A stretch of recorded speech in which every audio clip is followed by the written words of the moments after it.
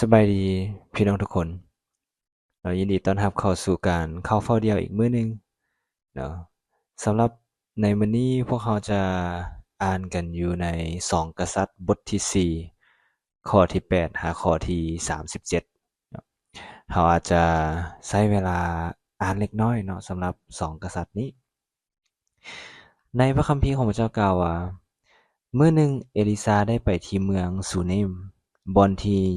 หญิงสาวซูเนมผู้หังมีคนหนึ่งอาศัยอยู่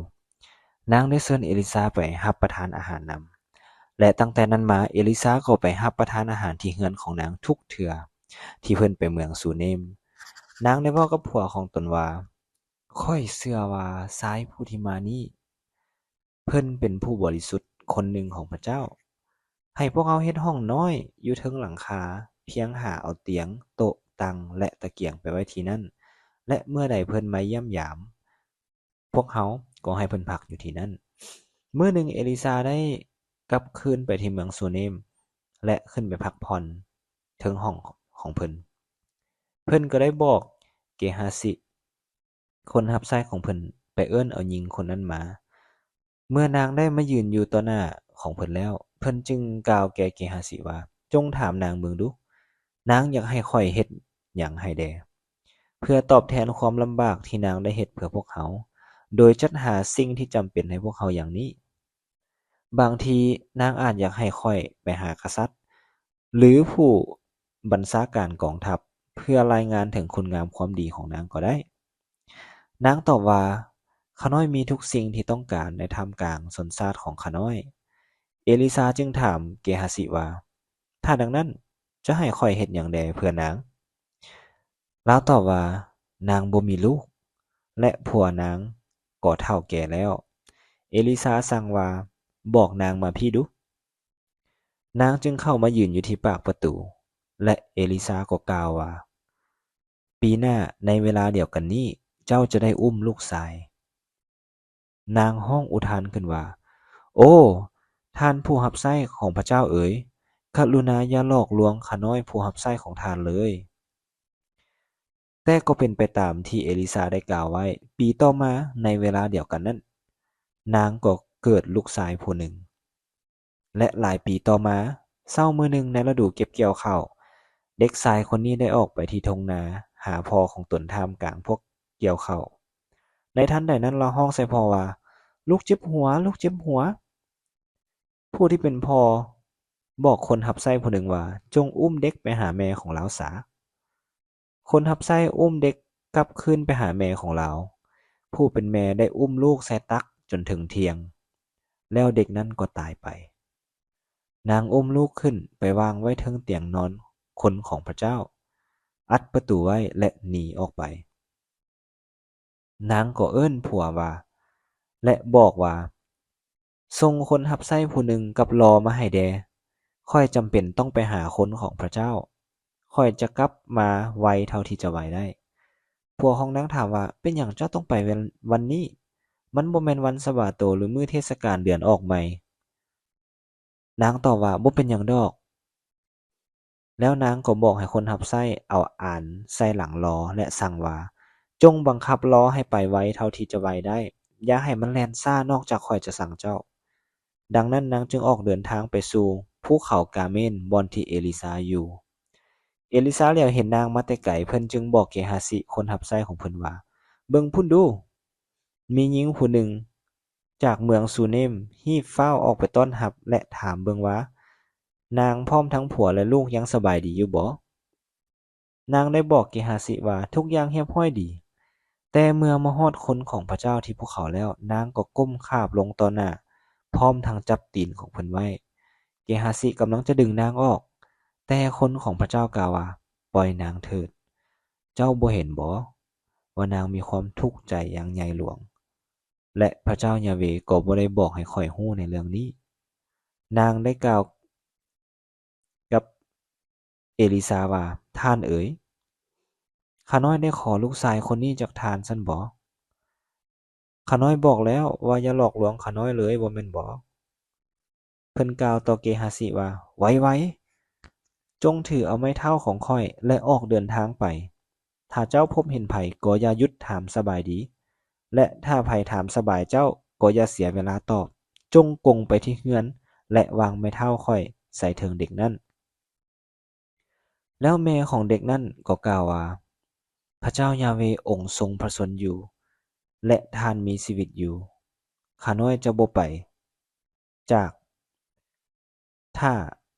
ท่านบ่ได้ไปนำ ถ้าบ่มีท่านไปนำ ดังนั้นเพิ่นจึงลุกขึ้น และออกเดินทางกลับคืนเมืองกับนาง เกฮาซิได้ออกไปก่อนและวางไม้เท้าของเอลิซาใส่เทิงหน้าของเด็ก แต่บ่มีเสียงหรือหมายสำคัญใดๆที่แสดงให้เห็นว่าเด็กนั้นมีชีวิตอยู่ลาวจึงกลับคืนไปหาเอลิซาและบอกว่า เด็กน้อยนั้นบ่ได้ฟื้นขึ้นมาเลย เอลิซามาฮอดเพิ่นจึงขึ้นไปถึงห้องนอนเพียงคนเดียว และเห็นเด็กน้อยนั้นนอนตายอยู่เทิงเตียง เพิ่นอัดประตูไว้และภาวนาอธิษฐานต่อพระเจ้า แล้วเพิ่นก็ได้นอนเหยียดเต่งเด็กนั้น โดยเอาปากจุปาก ตาจุตา และมือจุมือของเด็ก ในขณะที่เพิ่นเหยียดตัวเต่งเด็กอยู่นั้นร่างกายของเด็กก็เริ่มอุ่นขึ้น เอลิซาลุกขึ้นย่างอ้อมไปมาในห้อง และกลับคืนไปเหยียดตัวเต่งเด็กนั่นอีก เด็กซ้ายจามขึ้น7 เทื่อและมืนตา เอลิซาได้บอกเกฮาซิไปเอิ้นแม่ของเด็ก เมื่อนางเข้ามาเพิ่นจึงบอกแก่นางว่า นี่เด้ลูกชายของเจ้า นางก้าวเข้าไปหาเอลิซาและก้มคาบที่ตีนของเพิ่น แล้วนางก็อุ้มลูกชายของตนออกไป เป็นพระคัมภีร์ที่ค่อนข้างยาวในตอนเช้าของวันนี้พี่น้อง แต่ข้าพเจ้าอยากอ่านให้พี่น้องอย่างครบถ้วน เพื่อที่พวกเราจะได้รับรู้เรื่องราวความเป็นไปและเป็นมาของหญิงสาวชาวซูเนมผู้หังมีกับเอลิซาเนาะลูกชายของหญิงสาวคนนี้เนาะพี่น้องเคยอธิษฐานกับพระเจ้าบ่เคยอธิษฐานขอชีวิตบ่พี่น้องเนาะนั่นคือสิ่งที่นั่นคือคำอธิษฐานที่หญิงสาวคนนี้ขอเพิ่นบ่ได้อ่าบ่ได้ขอเงินคำหรือสิ่งอื่นๆใดเลยพี่น้องเพราะสิ่งนั้นเพิ่นมีอยู่แล้วเพิ่นมีความรั่งมีเนาะเพิ่นมีความรั่งมีในชนชาติของเพิ่นอยู่แล้วและมีการดูแลผู้รับใช้ของเพิ่นอยู่แล้วแต่ว่าสิ่งที่หญิงสาวคนนี้ขอนั้นแม่นชีวิตนั่นก็คือลูกหญิงสาวคนนี้ขอลูกจากพระเจ้าเนาะบางทีเราอาจจะอธิษฐานห้องขอชีวิตเช่นเดียวกันบ่ว่าจะเป็นการดำเนินชีวิตเนาะหรือความรอดพ้นของชีวิตของพวกเขาหรือความรอดพ้นของชีวิตของครอบครัวของเขาหรือคนที่เขารักนั่นเองเนาะดังนั้นมีเพียงแต่พระเจ้าเท่านั้นที่มอบชีวิตให้กับพวกเขาได้เพราะพระองค์พระลักษณะของพระองค์พระลักษณะของพระเจ้าก็คือพระองค์เป็นพระเจ้าที่ทรงพระชนม์อยู่และชีวิตนั้นมาจากพระองค์พวกเขาเองทั้งหมดทุกคนมีชีวิตได้ก็ย้อนพระองค์และฤทธิ์อำนาจของพระองค์ให้กำเนิดและฟื้นคืนชีวิตของพวกเขาได้เช่นกันพี่น้องสิ่งที่ข้าพเจ้าอยากหนุนใจพี่น้องในตอนเช้าของวันนี้ก็คือพระเจ้าเป็นผู้ให้ชีวิตฤทธิ์อำนาจของพระองค์มอบชีวิตแก่พวกเขาอยู่ในข้อที่38พวกเขาจะเห็นว่าในทั้งหมดเรื่องราวเป็นเรื่องราวที่พวกเขาเห็นได้ถึงการเฮ็ดเวียกของพระเจ้าและพวกเขาเห็นได้เนาะถึงการอัศจรรย์ที่พระเจ้าได้เฮ็ดผ่านทางเอลิซาได้อธิษฐานเนาะกับพระเจ้าก่อนเนาะเมื่อเอลิซามาฮอดเพิ่นจึงขึ้นไปถึงห้องเพียงคนเดียวและเห็นเด็กนั้นนอนตายอยู่เทิงเตียงเพิ่นอัดประตูไว้และภาวนาอธิษฐานต่อพระเจ้ายาห์เวห์เนาะพี่น้องลองสังเกตเรื่องการสนทนาของหญิงสาวคนนี้กับเอลิซาเบิง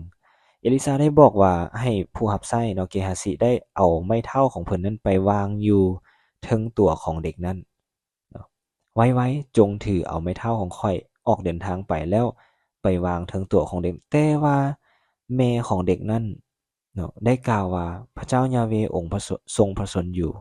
และท่านก็มีชีวิตอยู่ข้าน้อยจะบ่ไปจากท่านถ้าท่านบ่ไปนำเนาะดังนั้นแม่ของเด็กคนนั้นไว้วางใจและเชื่อวางใจในฤทธิ์อำนาจของพระเจ้าในเอลิซาแล้วเมื่อเว้าดังนั้นเอลิซาก็จึงลุกขึ้นและเดินทางออกไปในขณะที่คนรับใช้เกฮาซิได้วางไม้เท้าลงเนาะชีวิตไม้เท้านั้นบ่ได้มีชีวิตเนาะและก็บ่สามารถมอบชีวิตให้กับเด็กสายคนนั้นได้แต่ว่าเมื่อเอลิซาภาวนาอธิษฐานต่อพระเจ้ายาเวห์แล้วเพิ่นก็ได้นอนเหยียดเต็งเด็กนั้นเนาะแทนที่จะไม้เท้าจะเต็งแต่เพิ่นได้เอาตนเองนั้นนอนเต็งปากจุกับปากตาจุกับตาและมือก็จุกับมือของเด็กเนาะนั่นหมายถึงเป็นอีกหนึ่งสิ่งที่พวกเขาเห็นว่าชีวิตลมหายใจ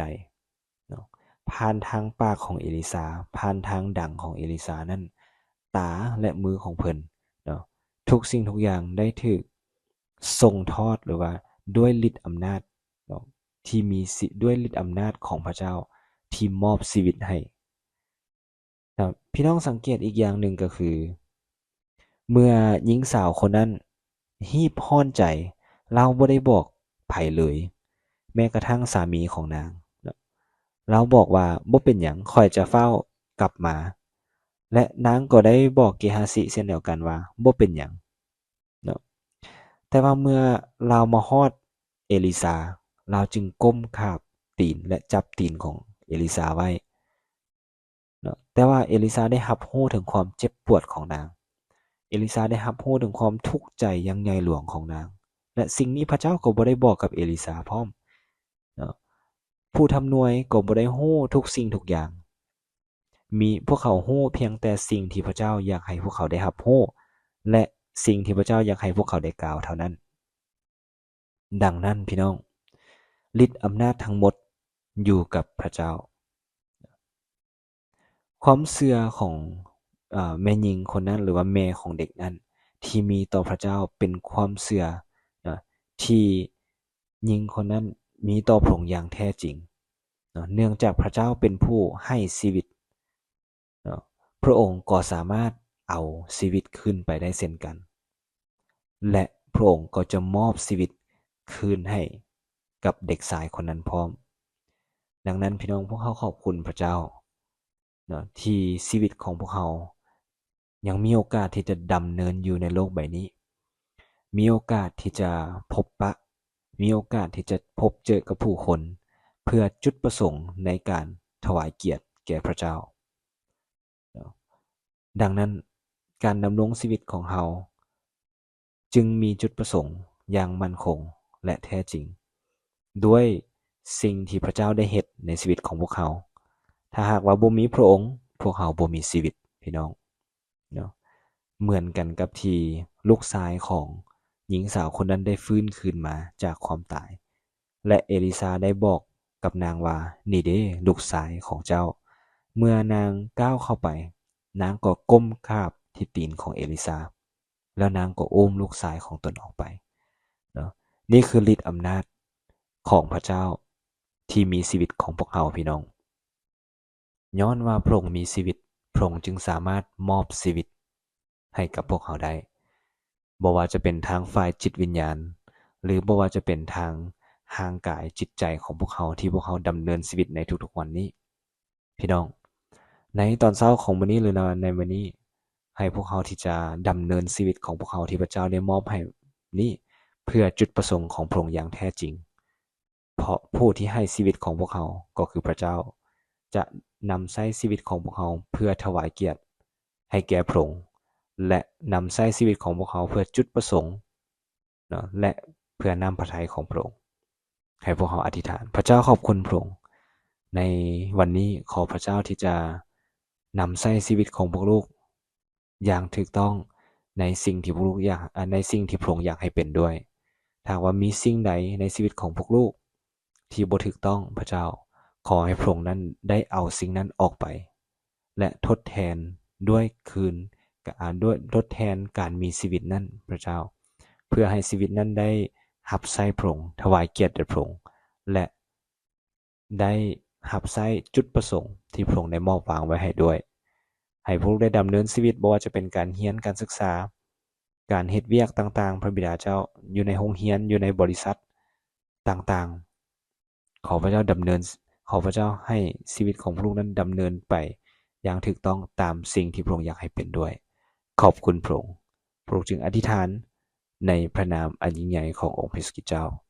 อาเมนอาเมนขอพระเจ้าอวยพรพี่น้องทุกคน